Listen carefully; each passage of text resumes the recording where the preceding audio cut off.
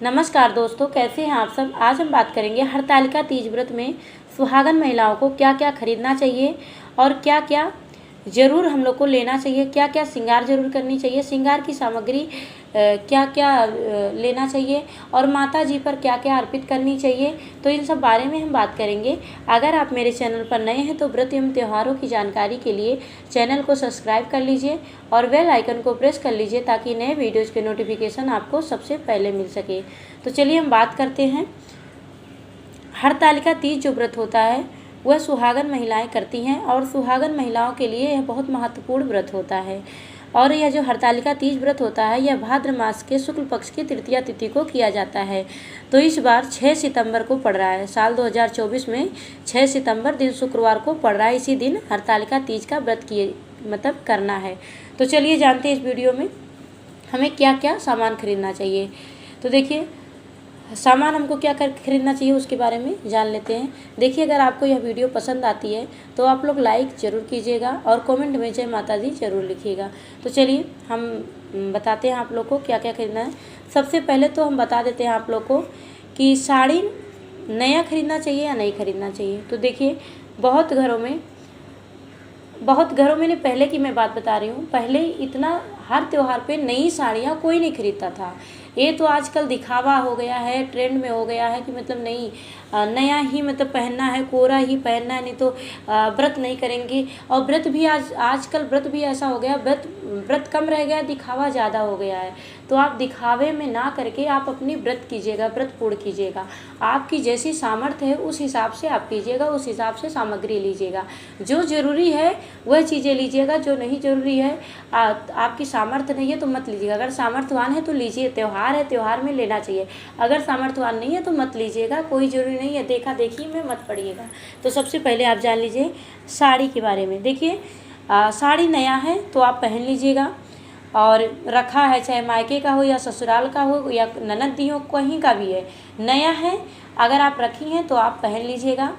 अगर आपके पास आप खरीद सकती हैं, अगर सामर्थ्यवान है तो खरीद भी लीजिएगा क्योंकि त्यौहार है और त्यौहार मतलब लेना चाहिए अगर है तो। लेकिन अगर आपकी सामर्थ्य नहीं है तो आपकी ज़रूरी नहीं है कि इस त्यौहार में आपको कोरा ही पहनना, ऐसा नहीं है। आपकी शादी की कोई भी साड़ी है उसको पहन सकते हैं, या फिर शादी में बहुत सारी साड़ियाँ चढ़ावा में जाती है उसको ले सकते हैं, मायके से मिली है तो उसको भी आप कोई भी साड़ी आप पहन सकते हैं। बस ध्यान आपको यह रखना है व्रत में कि आप यह इस व्रत में काला और नीला इन सब कलर के कपड़े ना पहने, क्योंकि हरतालिका तीज जो व्रत होता है यह व्रत हम अपने पति की लंबी आयु के लिए करते हैं। तो इसमें सबसे जो शुभ रंग होता है हरतालिका तीज में व्रत में आपको या तो हरा पहनना चाहिए या फिर लाल पहनना चाहिए, पीला पहनना चाहिए। ये सब चीज़ें लाल पहने या हरा पहने, इस सब कलर का कपड़ा पहनना चाहिए। और आपको कटे फटे जले ऐसे सब कपड़े नहीं पहनने चाहिए व्रत में। कोशिश करिए जो शुद्ध रूप से पूर्ण हो वही कपड़े पहनने चाहिए।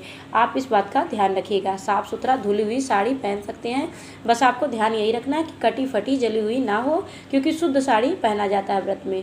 बहुत लोग सोचते हैं कि नया पहनना चाहिए, मेरे पास तो है ही नहीं तो कोई दोष लगेगा, ऐसा बहुत लोगों के मन में आता है कि सब लोग कोरा पहनते हैं, मैं तो कोरा पहनी नहीं तो मुझे कोई दोष लगेगा। लेकिन ऐसा नहीं है। इतने सारे त्यौहार पड़ते हैं तो कौन कितना नया साड़ी खरीदेंगे। देखिए पहले के लोग अगर ले भी लेते थे, बहुत घरों में कोरा पहनते थे, चाहे 50 रुपया की ही साड़ी हो तो पहनते थे। तो वो लोग जब साड़ी पहनते थे लेते थे तो उसको पहनते थे, क्योंकि पहले के लोग साड़ी लेते थे और पहनते थे। अगर 4 त्यौहार आई, पति का हरतालिका तीज आया, करवा चौथ आया, बड़ सावित्री व्रत आया, बेटे का 3 व्रत आ जाता है, 4 व्रत, तो सब में चलिए कोरा कोरा लेती गई तो पूरी साल साड़ी पहनती हैं, वह रखा नहीं रह जाता है, फिर अगले साल फिर नया खरीदती हैं, तो चलिए ठीक है। लेकिन हम लोग का क्या है कि हम लोग साड़ी अब सब लोग पहनते नहीं हैं। साड़ी कभी कभी आधा घंटा 1 घंटा पार्टी वगैरह में पहनते हैं या फिर त्यौहार पे पहन लेते हैं, ऐसे हरतालिका तीज करवा चौथ पे। तो ऐसे लोग साड़ी बहुत सारा खरीद के क्या करेंगे। तो आप लोग का शुद्ध रूप से कोई भी कपड़ा है, अगर कलरफुल आपके पास सूट भी है कलरफुल, जैसे लाल पीला ऐसे सब हैं, तो आप उसको भी पहन के व्रत कर सकते हैं। कोई ज़रूरी नहीं है कि साड़ी होना चाहिए। वैसे साड़ी रहता है तो जब 16 श्रृंगार करती हैं और साड़ी पहनती हैं तो ज़्यादा सुंदर लगता है। तो इसलिए साड़ी कोशिश करना चाहिए कि हम साड़ी लें, साड़ी अच्छा लगता है त्यौहार पे, तीज पे। लेकिन अगर आपके पास नहीं है तो आप सूट भी पहन सकती हैं, सूट में भी कोई वो नहीं है। आप सूट पहन के 16 श्रृंगार करके और व्रत कर सकती हैं।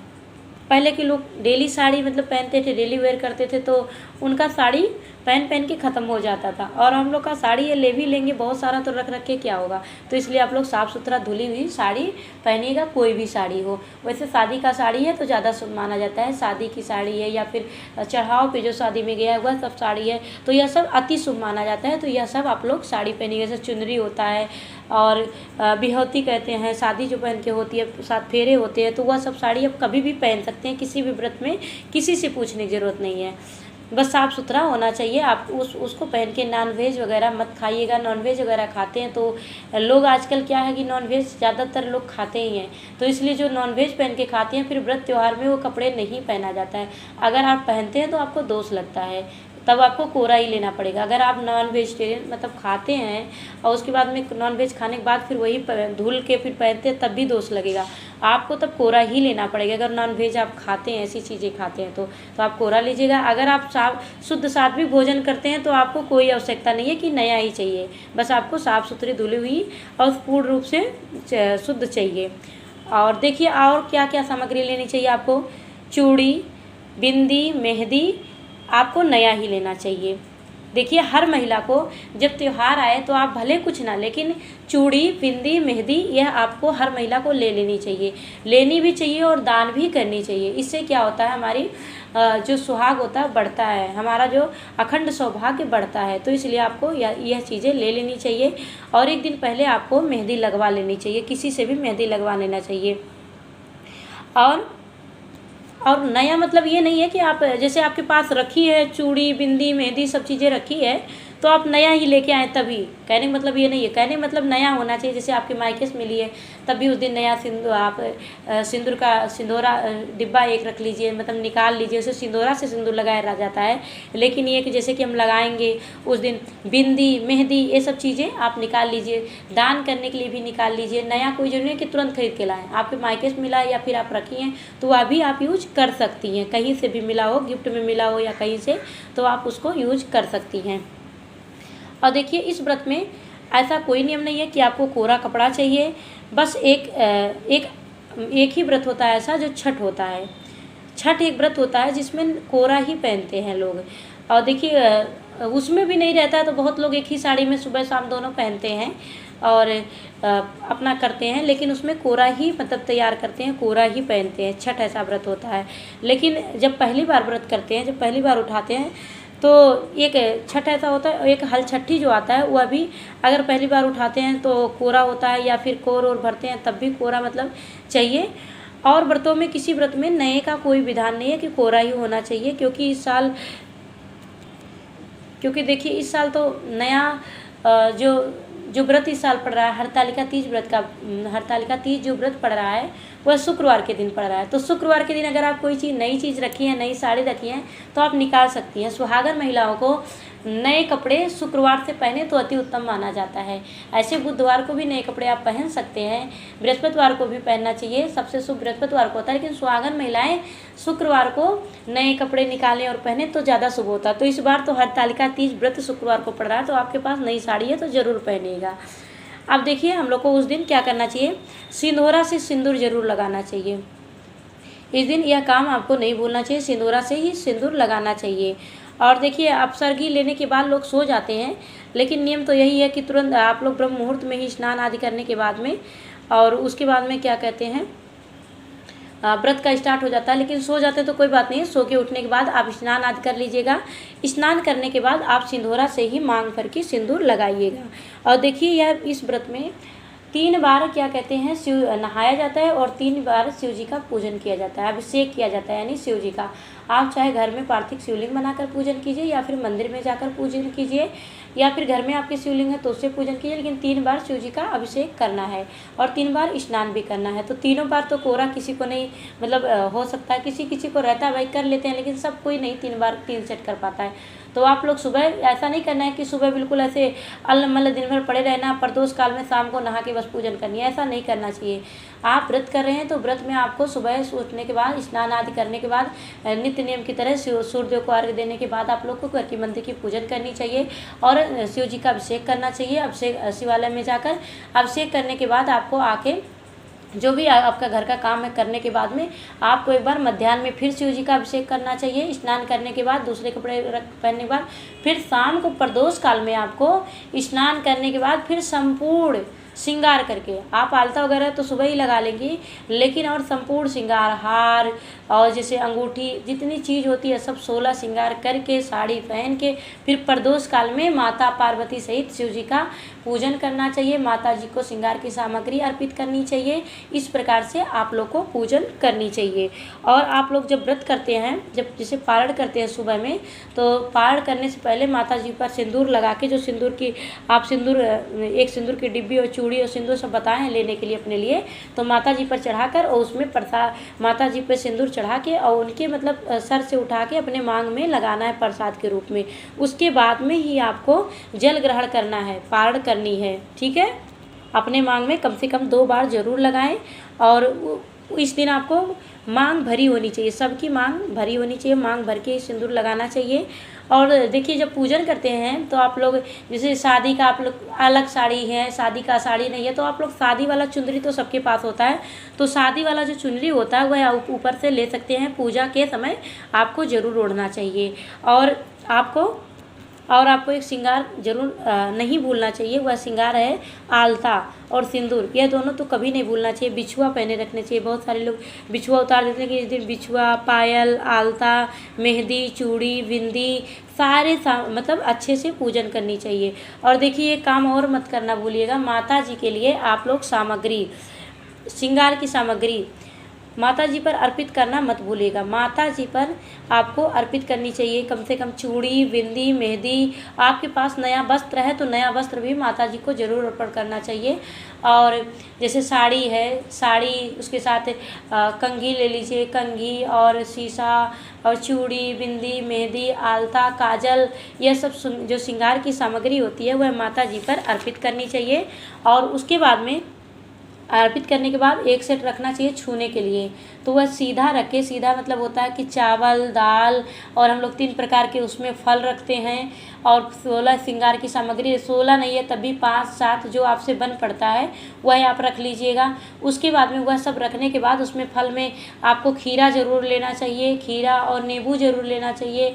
यह सब चीज़ें छूना चाहिए। और छूने के बाद ही आपको उसके बाद में आप जैसे बहुत लोग शाम को ही छू लेते हैं, तो सुबह में पारण करते, बहुत लोग 4 बजे भोर में उठ के छूते हैं। उसके बाद में पानी वगैरह पीते हैं सिंदूर लगाने के बाद माता जी के, मतलब माता जी के पास से। तो अपने यहाँ का परंपरा देख लीजिएगा, जैसे होता है वैसे कीजिएगा। लेकिन आप लोग एक दान जरूर कीजिएगा और एक माता जी पर अर्पित कीजिएगा और एक खुद के लिए माता जी को चढ़ा के और प्रसाद के रूप में रख लीजिएगा कि हम माता जी हमको आशीर्वाद दीजिए कि हम अगले मतलब अगले साल नेक्स्ट ईयर हम फिर से यही व्रत करें, आपको फिर अर्पित करें, फिर हमको प्रसाद दीजिएगा। इस तरह से आप माता जी से प्रार्थना कीजिएगा। और जो एक घर पे आप चढ़ाएंगे माता जी को वह अपने पास रख लीजिएगा और एक माता जी पर अर्पित कीजिएगा शिवालय या मंदिर में जाकर, वह आप दान में वह दे दीजिएगा वहीं पर। और एक आप दान कीजिएगा जो पानी रख के, पानी हाथ में लेके और ऐसे चारों तरफ घुमा के और दान किया जाता है, तो उस प्रकार से एक दान कीजिएगा। तो 3 आप श्रृंगार की सामग्री जरूर ले लीजिएगा। इस प्रकार से पूजन करनी चाहिए। और 16 श्रृंगार हम लोग को कौन कौन सा जरूर कर लेना चाहिए। सबसे पहला जो हमारा होता है वह होता है पायल। पायल आपको सबसे पहले ज़रूर पहनना चाहिए। पायल हो गया, दूसरा बिछिया हो गया, तीसरा कमरबंद हो गया। कमरबंद आपके पास नहीं है सोने का, सब चांदी का तो आप बहुत सारे मतलब मार्केट में बहुत तरह के मिल जाते हैं, तो आप वही ले लीजिएगा। और देखिए अंगूठी आपको ले लेना है, चौथा अंगूठी है और 5वां हमारा चूड़ी है, 6ठा हमारा है बाजूबंद है, 7वां हमारा जो है मंगलसूत्र है, 8वां हमारा है कर्णफूल जो कान में पहनते हैं, ईयर रिंग्स पहनते हैं, और 9वां हमारा नोजपिन है जो नाक में पहनते हैं, और 10वां हमारा श्रृंगार है मांग टीका, और 11वां हमारा गजरा है, गजरा पहनना चाहिए। और इस दिन लाल जोड़ा ज़रूर पहनना चाहिए। और हमारा 12वां है और 13वां हमारी मेहंदी हाथों में लगी होनी चाहिए। और 14वां हमारा श्रृंगार है काजल। और 15वां हमारा श्रृंगार है सिंदूर। और 16वां है बिंदी। ये 16 श्रृंगार आपको ज़रूर करनी चाहिए। अगर 16 श्रृंगार में से किसी किसी के पास बाजूबंद नहीं होता है, किसी किसी के पास कमरबंद नहीं होता है, तो यह सब चीज़ें नहीं होती है। और तो सबके पास होता है, लाल जोड़ा, मेहंदी, काजल, सिंदूर, बिंदी, ये सब तो सबके पास होता है। तो जो आपके पास है वह ज़रूर कीजिएगा। सुहागन महिलाओं को 16 श्रृंगार करने का मतलब विधान बताया गया है। 16 श्रृंगार नहीं है तब भी आप 9, 12 जो भी आपके पास है उतना आप ज़रूर कीजिएगा। इस तरह से आप लोग व्रत कीजिएगा। और यह व्रत पड़ रहा है साल 2024 में 6 सितंबर को, दिन शुक्रवार पड़ रहा है। और देखिए बहुत सारे लोग व्रत के बाद मतलब व्रत करते हैं तो व्रत में बाल नहीं धोया जाता है, और जो सुहाग के लिए व्रत करते हैं उसमें बाल नहीं धोया जाता है। तो आप लोग बुधवार को ही बालों से स्नान आदि कर लीजिएगा। उसके बाद में प्याज लहसुन मत खाइएगा। और देखिए बहुत लोग क्या करते हैं कि जैसे प्याज लहसुन इतने दिन से नहीं छोड़ सकते क्योंकि घर में बनता है, तो आप लोग बृहस्पतिवार को भी बाल धुल सकते हैं क्योंकि वार से बड़ा त्यौहार होता है। तो बृहस्पतिवार को आपको कब धोना है, तब आपको ब्रह्म मुहूर्त में ही धो लेना है। और नहाने के पानी में थोड़ी सी हल्दी डाल के आपको स्नान करना है। जब बाल से स्नान करते हैं, बाल धुलते हैं, तो आपको थोड़ी सी हल्दी डाल के तब बाल धुलना है। इस प्रकार से आप कर सकते हैं। तो 2 है, या तो आप बुधवार को बाल धुल लें या तो फिर आप बृहस्पतिवार को धुलें। तो नहाने के पानी में थोड़ी सी हल्दी डाल के आप मतलब बाल धुलें। इस प्रकार से आप लोग स्नान कीजिएगा। और जिस दिन व्रत रखते हो उस दिन बाल नहीं धुला जाता है, चाहे सोमवार व्रत हो या सुहागन का कोई व्रत हो तो उसमें बाल नहीं धुला जाता। इस बात का ध्यान रखिएगा। तो उस दिन आप लोग बाल मत धुलिएगा। अखंड सौभाग्य के लिए जो हम व्रत करते हैं उसमें बाल नहीं धुलना चाहिए सुहागन महिलाओं को। हर हर महादेव।